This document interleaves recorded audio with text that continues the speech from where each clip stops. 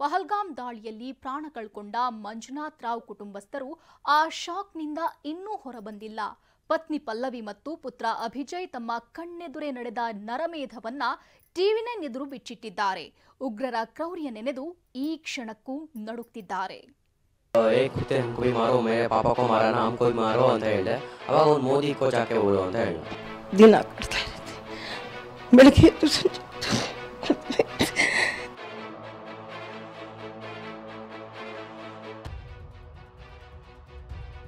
ಮಗನ ಸಾವಿನ ಶಾಕ್ನಿಂದ ಹೊರಬರದ ಅಮ್ಮ, ಪತಿಯ ಸಾವಿನ ನೋವಿನಲ್ಲೇ ಕೊರಗ್ತಿರೋ ಪತ್ನಿ, ಮುಂದೇನು ಅಂತಿರೋ ಪುತ್ರ. ಪಹಲ್ಗಾಮ್ ಘೋರವನ್ನ ನೆನೆದು ಮಂಜುನಾಥ್ ಕುಟುಂಬ ಕಣ್ಣೀರು ಹಾಕ್ತಿದೆ.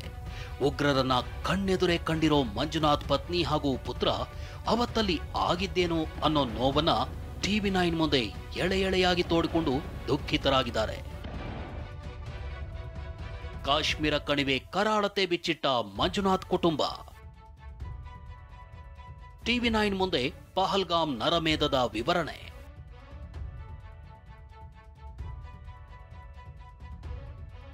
ಅವತ್ತು ಏಪ್ರಿಲ್ 19 ಅಂದು ಶಿವಮೊಗ್ಗದ ವಿಜಯನಗರದಿಂದ ಪತ್ನಿ ಹಾಗೂ ಮಗನ ಜೊತೆ ನಗನಗ್ತಲೇ ಹೋಗಿದ್ದ ಮಂಜುನಾಥ್ ವಾಪಸ್ಸಾಗಿದ್ದು ಮಾತ್ರ ಶವವಾಗಿ.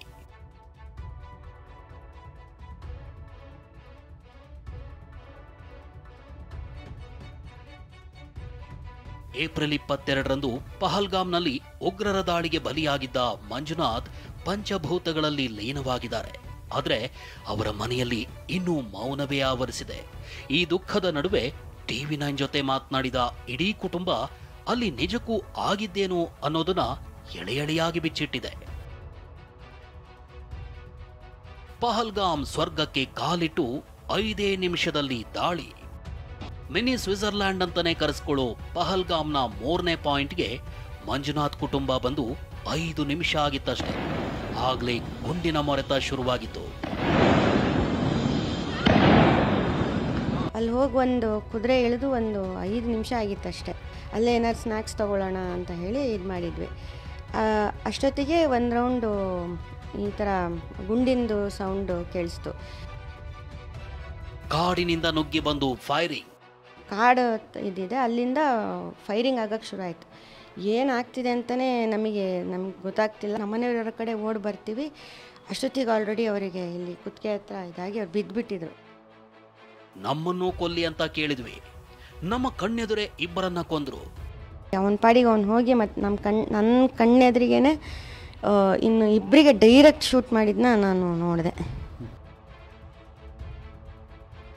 ಇನ್ನು ತಂದೆಯ ಸಾವನ್ನ ಕಣ್ಣೆದುರೇ ಕಂಡ ಮಂಜುನಾಥ್ ಪುತ್ರ ಅಭಿಜಯ್ ಕೂಡ ಎಲ್ಲವನ್ನೂ ವಿವರಿಸಿದ್ದಾರೆ. ನನಗೆ ಸ್ನ್ಯಾಕ್ಸ್ ತರಲು ಹೋದಾಗ್ಲೇ ಫೈರಿಂಗ್. 26 ಪ್ರವಾಸಿಗರ ಪ್ರಾಣ ತೆಗೆದಿರೋ ಉಗ್ರರನ್ನ ಕಣ್ಣಾರೆ ಕಂಡಿರೋ ಮಂಜುನಾಥ್ ಪುತ್ರ ಅಭಿಜಯ್ ಅಲ್ಲಿ ಕ್ಷಣ ಕ್ಷಣವೂ ಏನಾಯ್ತು ಅನ್ನೋದನ್ನ ವಿವರಿಸಿದ್ದಾನೆ. ನನಗೆ ಸ್ನ್ಯಾಕ್ಸ್ ತರೋದಕ್ಕೆ ಅಂತ ಅಪ್ಪ ಅಮ್ಮ ಹೋಗಿದ್ರು. ಈ ವೇಳೆಯೇ ಫೈರಿಂಗ್ ಆಯ್ತು ಅಂದ್ರು. ಅದೊಂದು ಖಾಲಿ ಮೈದಾನ, ಜಾಗ ಒಂದು ಖಾಲಿ ಮೈದಾನ. ನಾನು ಒಂದು ಕಡೆ ಕೂತಿದ್ದೆ. ಅಪ್ಪ ಅಮ್ಮ ತರಕ್ಕೆ ಹೋಗಿದ್ರು ಸ್ನ್ಯಾಕ್ಸು ಏನೋ ನನಗೆ. ಅದೇ ಆ ಟೈಮಲ್ಲಿ ಆ ಸಂದರ್ಭದಲ್ಲಿ ಆಗಿದ್ದು.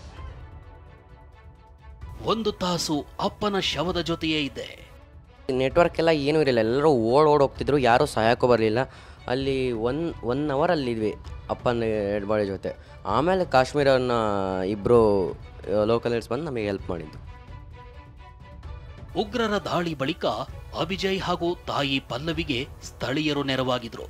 ಇಬ್ಬರನ್ನು ತಮ್ಮ ಬಳಿಯೇ ಇರಿಸಿಕೊಂಡು ತಿನ್ನೋದಕ್ಕೆ ಬಾಳೆಹಣ್ಣು, ಡ್ರೈ ಫ್ರೂಟ್ಸ್ ಕೊಟ್ಟಿದ್ರು. ಸ್ಥಳೀಯರ ಸಹಾಯವನ್ನ ಅಭಿಜಯ್ ನೆನೆದಿದ್ದಾರೆ. ತುಂಬ ಮೈಯೆಲ್ಲ ಫುಲ್ ಬ್ಲಡ್ ಆಗಿತ್ತು, ಮುಖ ಎಲ್ಲ. ಅದನ್ನೆಲ್ಲ ವೈಪ್ ಔಟ್ ಮಾಡಿದರು. ಆಮೇಲೆ ಅಲ್ಲಿ ತುಂಬ ಬಟ್ಟೆ ಕೊಟ್ಟರು, ಅದೆಲ್ಲ ಫುಲ್ ಬ್ಲಡ್ ಆಗಿತ್ತಂತ ಬಟ್ಟೆ ಕೊಟ್ಟರು. ಆಮೇಲೆ ಅಲ್ಲಿ ತಿನ್ನೋಕ್ಕೆ ವ್ಯವಸ್ಥೆ ಮಾಡಿದರು, ಊಟಕ್ಕೆ ಎಲ್ಲ ವ್ಯವಸ್ಥೆ ಮಾಡಿದರು, ನೀರು ಕೊಟ್ಟರು. ಎಲ್ಲ ಅಲ್ಲಿ ತುಂಬ ಇದು ಮಾಡಿದರು. ಕಾಶ್ಮೀರಿ ಲೋಕಲ್ ಏಡ್ಸು ಅಲ್ಲಿ ಇದು ಸರ್ಕಾರ ತುಂಬ ನಮಗೆ ಸಹಾಯ ಮಾಡಿದರು. ಮಗನ ಸಾವು ನೆನೆದು ಬಿಕ್ಕಳಿಸಿದ ಹೆತ್ತಮ್ಮ. ಹೂವು ಜನ ನೋಡ್ತೀನಿ, ಫೋಟೋನು ಹಾಕ್ತಾರೆ, ಅದು ಸುಳ್ಳಾಗಿರಲಿ ಅಂತ ಪ್ರೇಯರ್ ಮಾಡ್ತಾನೇ ಇದ್ದೆ. ಆದರೆ ಜಿಲ್ಲಾಡಳಿತಕ್ಕೆ ಫೋನ್ ಬಂತಂತೆ. ಅವ್ರು ಬಂದು ಇಲ್ಲಿ ಹೇಳಿದ್ರು, ಇಲ್ಲ ಡೆತ್ ಆಗಿದ್ದಾರೆ ಅನ್ನೋಕ್ಕೂ ನಮಗೆ ಭೂಮಿನೇ ಬಿರ್ದಂಗಾಯಿತು, ಸರ್ಕಾರ ಅಂತ ನೆಲ ಕುಸ್ದಂಗಾಯಿತು. ಇನ್ನೇಂದಕ್ಕಪ್ಪ ಅಂತ ಬೆಳಗ್ಗೆ ಎದ್ದು ಸಂಜೆ ಉಗ್ರರ ದಾಳಿಗೆ ಮಂಜುನಾಥ್ ಬಲಿಯಾಗಿ 4 ದಿನಗಳೇ ಉರುಳಿವೆ. ಆದರೆ ನೋವು ಮಾತ್ರ ಇನ್ನೂ ಕರಗ್ತಲೇ ಇಲ್ಲ.